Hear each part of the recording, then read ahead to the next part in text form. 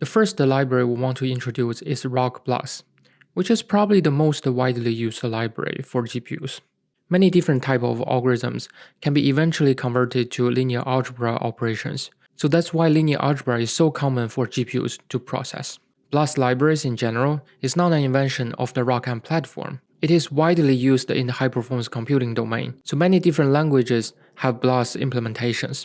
For example, Fortran and C++ both have BLAS implementations. And these BLAS libraries typically follow the same interface.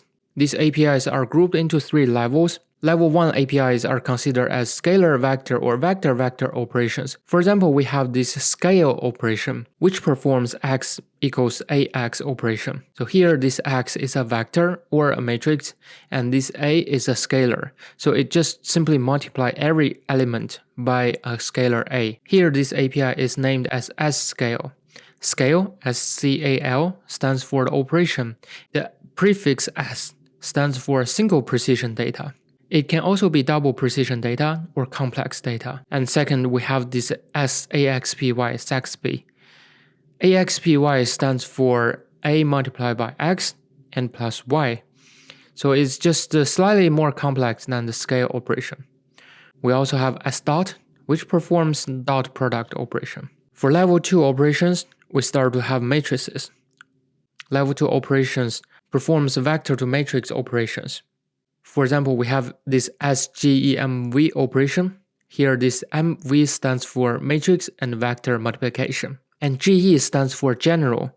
So we do not have any assumption about the format of the matrix and the vector. We also have this STRMV, which stands for triangular matrix vector multiplication. If you want to use this API, your matrix must be a triangular matrix, and all the data has to be in the top right triangle. And finally, we have SSYR, which performs this operation represented in this equation. Here, X is a vector and A is a matrix. There are many different types of APIs in level 2 or level 3 groups. We cannot list all of them. I'm only giving a few examples. And finally, in level 3, we start to have matrix-to-matrix operations. For example, we have SGEMM, which is probably the most widely used API for all GPU libraries. GEMM stands for General Matrix-Matrix Multiplication. As later we can see, a lot of different problems can be converted to GEMM operations. SGEMM operation stands for General Matrix-Matrix Multiplication. The word general here represents we don't have any assumption on the format of the matrix data, and we don't have any assumption on both of the matrices. And here we also have the TRMM, this type of operations that requires the matrix to be formatted in some particular way, but they're not as widely used as GEMM operation. So let's see one example about how to use BLAS for convolutional operations. Here in this example, we show how a GEMM operation can be used to perform a convolutional operation. As you may know, convolutional neural network is probably one of the most popular workloads for GPUs. And it can actually be implemented in different ways. And one of the most popular way is to convert a convolutional operation into GEMM operations. Let's see this example. For example, we have a 3x3 convolutional kernel, and we want to convolute the convolutional kernel with the image. And here, the convolutional operation is represented in this way. We're going to start from this pixel. Then we multiply them together. Then we move to the next pixel. The second pixel, we multiply them together. And we sum the result. Now we keep doing this multiplication and sum all these 9 results together. That's 1 pixel of the output image. We can represent this operation in this way. Assuming we have 9 elements in the convolutional kernel and we have 9 pixels. And as we move on, we can represent this operation in another dot product, and so on. So as you can see, if we keep moving and if we want to convolute the whole image, it becomes a vector to matrix multiplication operation. And in convolutional neural networks, you probably do not have only one convolutional kernel. When you have multiple convolutional kernels, it becomes a matrix to matrix multiplication problem. Let's introduce the RockBLAS APIs. In this example, I'm going to show you one very simple API. All other APIs works pretty much in the same way, so you can refer to the documentation to how to use the API that you want to use. At the beginning, we want to include some header files. We want to include HIP runtime. We want to introduce HIP BLAS. if you want to use ROC libraries, they are still built on HIP, and you still need HIP to manage the devices and manage the memory. And at the beginning, we allocate some vectors. We assume both hx and hy have n elements in it. Then we use HIP malloc to allocate the device memory. RockBLAS provides some auxiliary functions and they are very convenient use. For example, we can copy the data from the host memory to device using these setVector or setMatrix functions. So why we don't want to use HIP memory copy APIs? It's because these APIs has more contextual information. It knows the data layout of the vector and the matrix so that they can provide more flexibility on how exactly we want to copy the vectors or matrices. For example, as you can see, there's a 1 and 2 in the API, and they represent the gap between the indices.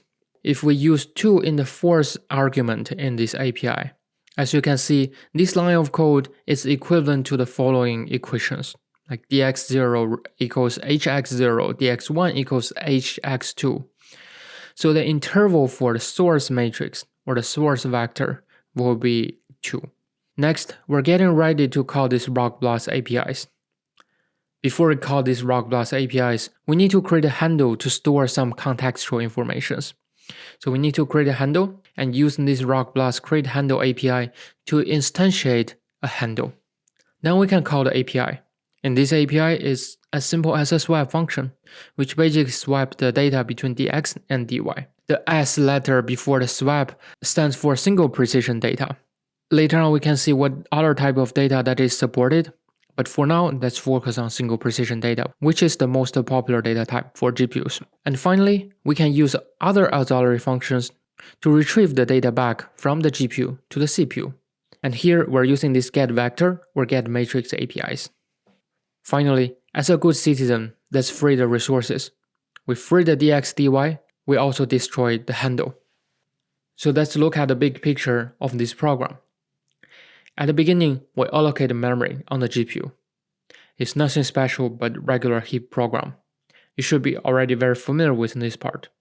Now we can use auxiliary functions like setVector or getVector to copy the data back and forth between the host and the device. To call the RockBLAS API, we need to create a RockBLAS handle. It will store information such as which device we want to use and which stream we want to use.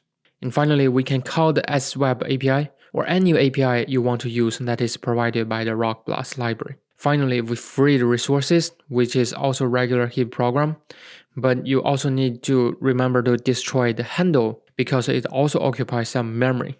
What data is supported by RockBLAS? Here are some examples. S stands for single precision data, D stands for double precision data, H stands for half precision. So the precision is lower, but the performance is also higher. For some high-performance scientific computation, we can also use complex data that is either in single precision or double precision. If we want to use double precision complex data, each number will have 2 parts, the real part and the imaginary part. And both numbers are double precision data. So next, let's evaluate the GEMM performance of the RockBLAS library. We care about the GEMM performance because it is the most widely used API. We run this program on 2 devices. One is M150, one is M100. M100 is much faster than M150 as you can expect. And in this experiment, we change the matrix size. We use square matrix multiplied by another square matrix that both of them have the same size. For example, the data point 4K represents we're multiplying a 4K by 4K matrix with another 4K by 4K matrix. As you can see, the larger the matrix, the gap of the 2 devices are larger. That's the difference of the computational power. 8K matrix is probably the largest matrix that I can run due to memory size limitation. And as you can see, M100 is more than 3 times faster than the M150 GPU. But both of them are pretty quick. So you may want to ask, what does this number represent? And how can I evaluate if this is efficient or not? So let's do some calculation. So assuming we have matrices, we use 3 numbers to represent the problem size. The output size is M and N, and the shared dimension is K. So the width of matrix A is K and the height of matrix B is K. How many operations we need to perform? To calculate every data point in matrix C, we need to perform K multiplications. And we also need to perform K-1 summations. Let's just simply assume that's k summation operations.